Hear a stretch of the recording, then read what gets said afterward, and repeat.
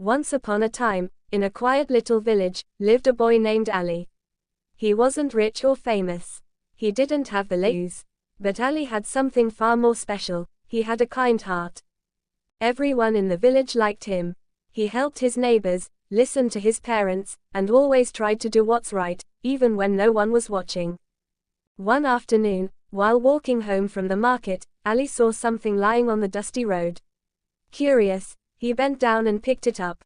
It was a wallet, a real leather one. It looked expensive. He opened it slowly, and his eyes widened. It was full of money, notes, coins, even some shiny cards and a small paper with writing on it. Ali looked around. No one was there. He stood still for a moment, holding the wallet close to his chest. A little voice whispered in his mind, "You could buy new shoes with this. Or those candies you like. Maybe even a toy car." But then, another voice echoed in his heart. It was his mother's voice. She always said, "If something is not yours, leave it.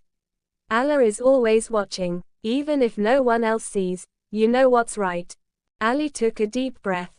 He looked at the wallet again and saw a name and a phone number written on a small paper inside. "I have to find the owner," he said to himself. So he ran to the nearby shop and asked the uncle there to help him call the number. After a few rings, someone answered. It was an old man. His voice was shaky. He sounded worried. When Ali told him about the wallet, the old man gasped. "You found it? Oh. I've been searching everywhere, son. I didn't know where I lost it." A few minutes later, the old man arrived at the shop. He was out of breath and his eyes were full of hope. When Ali handed him the wallet, the man stared at it in disbelief. You didn't take anything?" he asked softly. Ali smiled and shook his head. "No, uncle, it's not mine." The man's eyes became wet. He placed his hand gently on Ahmed's head and whispered, "May Allah bless you. You're an honest boy. The world needs more people like you." Ali felt something warm in his chest. It wasn't the kind of happiness you get from sweets or toys. It was deeper. It felt peaceful. It felt right.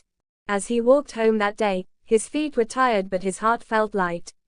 He looked up at the sky and whispered, "Alhamdulillah. Dear little ones, always remember what Ali did. Sometimes we find things that don't belong to us.